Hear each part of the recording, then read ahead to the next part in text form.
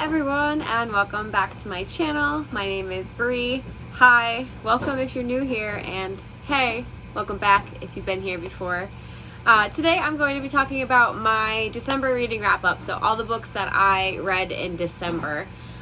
There's not too many. I've only read 4, and 2 of these I've pretty extensively talked about in other videos that I have recently posted on my channel. So I'm going to try to keep this brief, and just so we don't have to repeat ourselves over and over and over again. So let's just jump into it. The first book I want to mention is a book that I started reading it in July. We'll just say that. It's been a while. If you came here from my Instagram, so if you've been following me on my Instagram for a little while, then you might remember that I did a 24-hour readathon back in July, and I was posting updates on Instagram. My handle is down below if you're interested. But one of those books that I picked up was Viral by Emily Mitchell, and these are short stories by the same author. And I don't really know why. I don't know what the stories are about. I tried to read this in 24 hours because it was relatively short. It's 208 pages total, and I thought this would be a good way of kind of getting more books read in the year. If I did that, I did a staycation, and I was like, on one day I'm going to just keep reading all the books all day.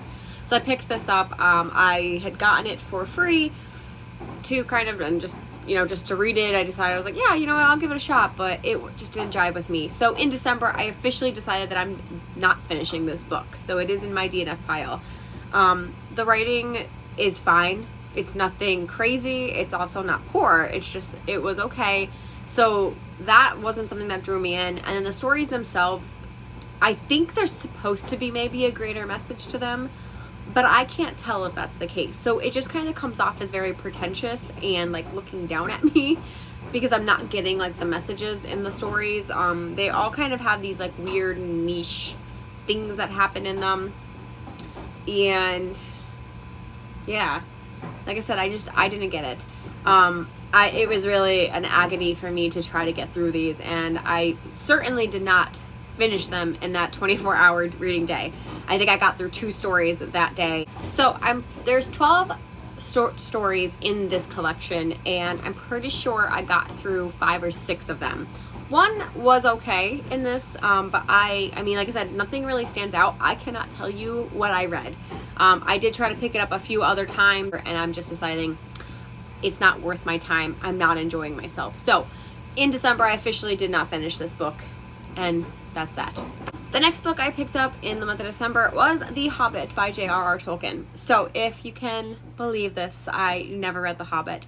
I had tried several times, and for any of people who possibly do not know what this is about, obviously it's following Bilbo Baggins when he is younger and first kind of learning that there is a world outside of the Shire which is in Middle Earth. So, Bilbo Baggins is a hobbit, and they're kind of just used to their customs and their small little countryside village, and they don't really go out and explore the world. So like they're very content with what they do in their lives, and everything that they stand for is what they stand for. So when Bilbo meets a wizard, and the wizard's Gandalf, and Gandalf asks him to go on an adventure, he's kind of shoved into the adventure and not really given a chance, but it ends up ultimately changing his life forever.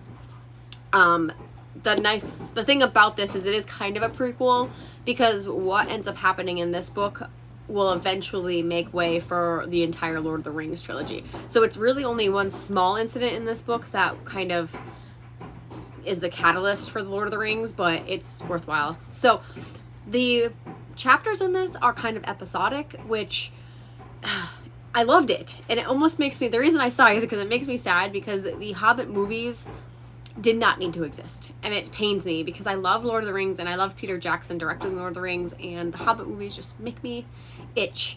And I feel like this would have been such with how The Mandalorian just happened on Disney Plus, if anyone was watching that was very episodic, and it's like directing, and I feel like that would have made so well for a mini series of The Hobbit, because that's all it needed.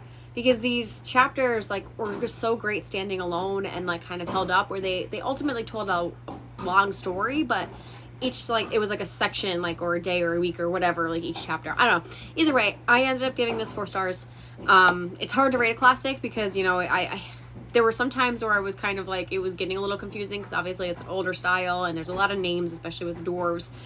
But for the most part, like, I loved it. So I would give it 4 stars to be fair, but I don't want to rate it because it's beloved by everyone. So that's all I'm going to say about The Hobbit. I recommend, if you are struggling with the writing in this, I did listen to this on an audiobook and it was phenomenal. I'm pretty sure maybe Martin Sheen was the audiobook narrator, and 10/10 recommend. While listening to The Hobbit on audiobook, I also picked up Serpent and Dove, the physical copy by Shelby Mahurin. Now, if you watched my video earlier in the week and you saw that I was raving about this as one of my #1 favorite books of the entire year, well, yep, I absolutely love this. This is set in 19th century France, and you're following 2 characters. One is Lou. She's a witch who is kind of trying to hide from her past. And the other is a witch hunter named Reed, and the 2 end up kind of meeting happenstancely in a festival, and then as the events unfurl and they kind of start like meeting more regularly, they end up accidentally getting into a marriage that ends up being a bit mutually beneficial for them. However, there's a lot of strings attached with this marriage, and they have to kind of work out their hatred for each other while also keeping deep secrets to try to protect themselves as well as the other person. And there ends up being kind of like a hate to love romance in this, which I was blown away by. I said a lot of my thoughts in my end of the year wrap up video, but I love the dynamic of the 2 characters. I think this book is so well written. It's also very believable. The characters are aged up, so this is bordering that new adult category in fantasy, where there is kind of, there's one sex scene in it, very well written, and also it was just like a very beautiful moment in the book, but just in case, content warning, there was a sex scene in this book. But otherwise, it's pretty mellow. There is a little bit of description of fighting and promiscuity, and there's like a brothel. So that kind of stuff is in here, but it made the setting of France in the 19th century very real and vivid. I loved kind of the juxtaposition of Reed and Lou and how their differences are also kind of who not only makes them who they are, but kind of makes them fit so well together.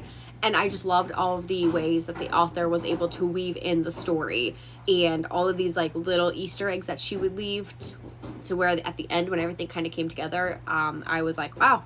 I kind of called a few things, but there was other things that I was like, ooh, that was a really good twist. And I was too like, focused on the shiny object over here that I didn't realize that was going to happen. So overall, it was a 5 out of 5 stars for me. I am literally so excited to continue with this series. I'm kind of sad that I binged it so quickly and now I have to wait longer, but it was definitely it was my favorite read in the month of December as well as the year. The next audiobook I picked up was Cat and Meg Conquer the World by Anna Priamazza. So this book I got for a while ago, probably 2017 maybe.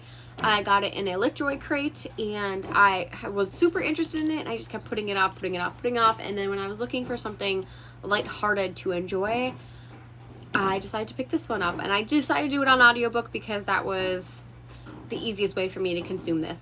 I really like listening to contemporary novels on audio because it's easy to kind of understand what's going on. Sometimes with fantasy, especially high fantasy, you can get confusing. But I really, really enjoyed this contemporary novel on audio. There's 2 narrators because in this book you are following Cat and Meg.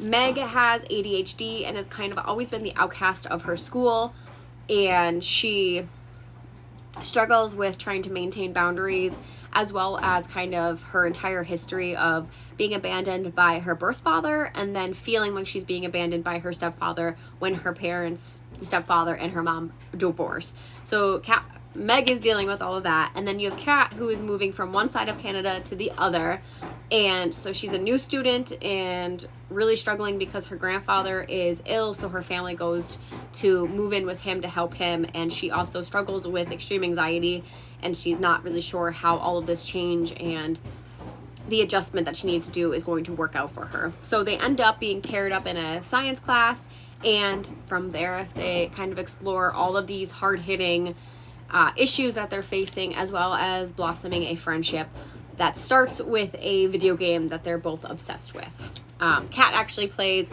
Meg follows like a streamer that is really big, and she loves him, and they start to bond over that like when they're talking, and that's kind of where it goes. Very, very cute story. The narrators for the audiobook were excellent. I loved listening to them and their voices, and they really brought a lot to the characters. But the overall story was really cute.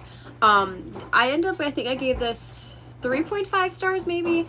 The biggest thing I had with this book is that Meg's ADHD representation was very extreme, which isn't bad.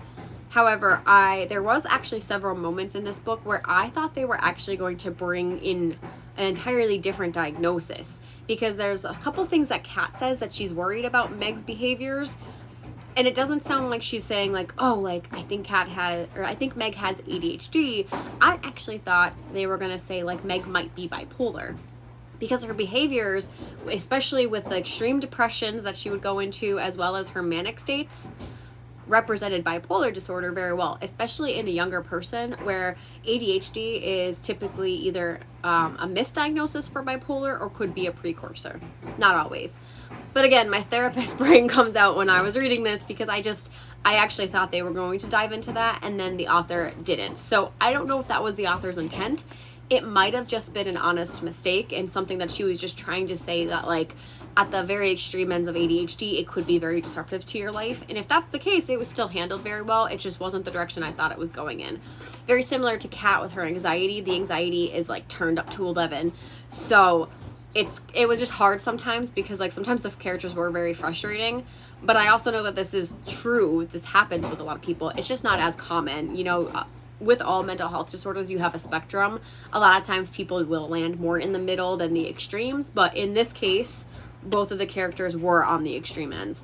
So if that's something that might bother you or anything, that just might be something you want to know going into it. But otherwise, it was a really cute and fun novel. I really felt heartfelt as they were going through a lot of these struggles. And honestly, because I work with so many teens, and some of the things that they were talking about are something I see very often, I actually was driving and tearing up quite a bit listening to some of the parts. And some of the parts, it wasn't even that it was overly emotional. It was just, I see this so often in my job that it was really hitting home for me. So nothing major. I don't think there's really any like trigger warnings for this book, so you should be fine to read it. But like I said, if you're just looking for something cute and refreshing, this is something you can go to. Also, I think it was ironic that I had ended up picking this book up in December, because I'm pretty sure there was a Christmas scene in it. So, just in case, it's not a Christmas themed book and it's not a holiday book, but there is holiday spirit in it. And the last book that I read/listened to in the month of December was my least favorite book of the year, and that's Let It Snow by John Green, Maureen Johnson, and Laura Miracle. So I already kind of ranted a little bit about this in my most disappointing books of 2019. These are 3 interconnected stories where you're following different characters who are all stuck on Christmas Eve and Christmas Day in a extreme blizzard. So you have a bunch of like 16-year-olds who are finding romance or getting over it, and all that kind of stuff, or finding friendship. It's all the good warm fuzzies that you should be feeling. However, I actually just felt like, this book is very dated at this point. It was published in 2008, and there's a lot of just terminology and slang and phrases that were used in this that don't hold up today, would be deemed problematic if you read it, especially given that these characters are like, they're not meant to be offensive. So someone reading it in 2019, 2020 could take offense to this. I didn't take offense, but it was just kind of very jarring to be like, oh wow, like that is how people talked back in 2008. It makes sense, but it was a little strange. Also, it was just like the writing and the stories just weren't there for me. Maureen Johnson's story was my favorite. It's about a girl who is struggling in her relationship with her boyfriend and her parents, who are very big collectors of this holiday like decoration towns. They end up getting arrested because they get into a fight trying to get one of these numbered items, and they don't end up making it back for Christmas. So the main character, Jubilee, ends up getting on a train to go visit her grandparents when the train gets stuck because there's a blizzard, and her boyfriend isn't really paying attention to her, and then she kind of meets another boy who helps her realize what the true meaning of Christmas is. Okay, no, not really, but they kind of end up having more of like a heartfelt time. But that was my favorite story. John Green's story was about, you know, a group of friends who also get stuck, and the boy and the girl in the friend group kind of have feelings for each other, and it's them exploring that. And Lauren Miracle's story was about a girl who is supposed to be self-absorbed and just generally like looked down upon, I guess, as a teenager, and it's kind of her discovering what she needs to do to better herself in order to better her friends, kind of, I guess. I'm not going to talk about too much more of why I didn't like, because if you are interested in that, go check out my least favorite books of 2019, because I really go in depth with this, much more than I'm going to do here. But overall, I gave this 2 stars. Even though Maureen Johnson's story was really well done and I liked it, overall, the book really kind of bored me, and I almost didn't finish it. It ended up just barely making it through, and that's only because I had already read John Green and Maureen Johnson, and I'm just like, let me just push through for the last story. It's the most I can manage. So overall, I didn't quite end my December on a positive note, but Serpent and Dove definitely makes up for that because it was well done. I did start 2 other books in the month of December, The Vine Witch and Blood Heir. Both of those I am currently reading. I also started rereading The Hunger Games for the first time since I've read them when they came out. So I'm very excited to read that. I have been thinking of doing like I don't want to do like a review necessarily, but maybe like a dedicated discussion about The Hunger Games.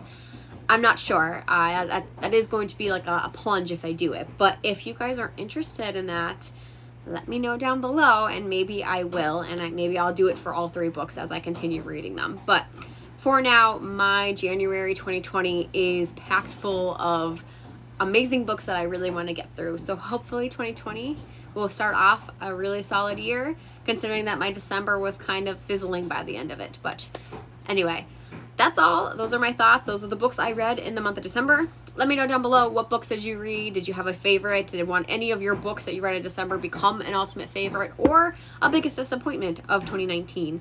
Until next time, guys, I'll see you later. Bye.